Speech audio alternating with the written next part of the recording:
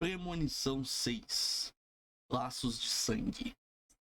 Dessa vez, uma família será perseguida pela poderosa e inescapável força da morte, numa trama que atravessa gerações. Premonição 6 acompanha os pesadelos mortais da jovem universitária Stephanie, e ela acaba tendo um sonho de que a avó dela teve uma premonição e, tipo assim, ela fica meio que sem entender porque essa suposta premonição dela aconteceu. Suposta não, né? Aconteceu mesmo. Aconteceu nos anos 60. Então ela fica meio sem entender por que ela tá tendo essas visões. Então ela decide voltar para a cidade de onde ela cresceu. E para isso, ao reencontrar a família dela, que assim, ela é uma pessoa que ela não é muito querida pela família, sabe? E ela decide ir atrás da avó dela, que era de quem ela estava tendo essas visões. E a avó dela, a Iris, ela começa a falar que ela salvou um monte de gente naquele dia, que era para ter um acidente terrível e tudo mais. E que essas pessoas que foram salvas foram salvas e meio que tipo assim, a morte ia começar a perseguir elas. Dá pra perceber que ela tinha já essa noção da morte, então ela decide meio que se isolar. E a partir desse isolamento, a morte não consegue pegar ela, né? Ela meio que sacrificou a vida dela para que os filhos que ela teve pudessem viver a vida em paz, né? Morrer quando tem que morrer mesmo, né? Aí esses filhos foram tendo filhos, enfim. A família foi crescendo bastante. Só que daí, a partir do momento que tem um contato entre a Stephanie e a Iris, tudo começa a dar ruim. Pontos positivos. O acidente inicial desse filme é uma das melhores cenas do filme, cara. Eu gosto muito. Cara, tipo assim. Eu acho que a ideia de você ter um prédio alto assim, né? Não um prédio, né? Sei lá que porra que lugar que é aquele lá. Mas aquela ideia da altura, tudo bem. Cara, eu jamais subiria naquele lugar. Jamais. Então, assim, eu não morreria lá, né? Então, eu conseguiria escapar da morte nesse caso. Mas, assim, é muito doido. Porque toda a cena, cara. Cara, tipo assim, eu já vi isso em Premonição. Da cena do acidente inicial ser bem construída e tudo mais. Eu vi isso no terceiro filme. Eu vi isso até no quinto filme, sabe? Mas eu acho que aqui consegue. Não é que consegue superar, mas acho que faz uma boa homenagem, sabe? Cara, essa cena é maravilhosa. Maravilhosa mesmo. Melhor coisa do filme. E outra cena que pra mim é muito marcante, emocionante, é a despedida do Tony Todd, né? Do ator, né? Que ele participou de todos os filmes praticamente. Premonição, e aqui ele veio a falecer, né? Ele nem chegou a ver o filme ser lançado.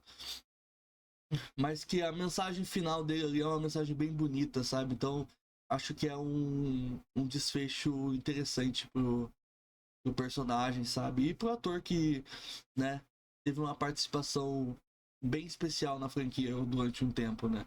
Então, acho que é bem legal essa homenagem que fizeram para ele, e a aparição dele é muito boa também.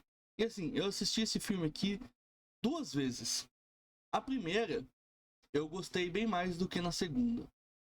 Porque assim, acho que a primeira vez é a questão da empolgação, né? Faz tempo que eu não vi a franquia e tudo mais. Aí eu acho que a gente acaba deixando passar muitos detalhes. E Premonição é uma franquia que é legal você reassistir, porque você consegue perceber esses detalhes, né? Tanto os negativos quanto os positivos que você acaba deixando passar na primeira assistida. E esse aqui não foi diferente. Tem um personagem lá, que é o Shade Piercing, que muita gente falou que é o melhor personagem. Eu achei ele muito chato na segunda vez que eu assisti. Eu achei ele muito chato. Sério. Ele é divertido em algumas cenas, mas eu acho que ele é muito forçado. É um personagem muito caricatura. Esse filme aqui ele tem muito humor, né? E, cara, eu não tenho problema com isso. Eu adoro filme de terror com comédia. Mas eu acho que não casa muito com Premonição, sabe? Eu acho que com o filme Premonição não combinou, não ficou legal, assim. Então, ele parece um personagem muito escrachado o tempo todo, muito forçado. Então eu acabei não gostando muito dele na segunda assistida, né? E eu acho que ele protagoniza também, talvez, o maior problema pra mim no filme. Que é a cena dele do estúdio de tatuagem lá, que a morte tá perseguindo ele. E, cara, é uma cena muito foda. É uma cena muito foda. Talvez a segunda melhor cena do filme depois do acidente inicial. Só que tem um problema. Na cena seguinte a gente descobre que ele não é filho lá, ele não faz parte da família, sabe? E isso me faz questionar, tipo, por que, que a morte então tava atrás dele? A morte não sabia disso também? Sabe? É um baita de um furo de roteiro que, assim, na primeira vez eu nem reparei nisso, eu nem percebi isso, eu deixei passar. Mas na segunda eu não perdoei, cara. E é uma coisa que eu achei muito ruim. Eu achei muito ruim mesmo. Me incomodou o filme inteiro isso depois. Eu sempre ficava falando disso, eu fiquei falando sobre isso um tampão. E a cena que ele morre junto com o irmão dele, pra mim não faz sentido. Porque no Premonição, quando não é a hora da pessoa, aquela pessoa ela não vai morrer. Entende? Ela não tem um controle do momento que ela vai morrer.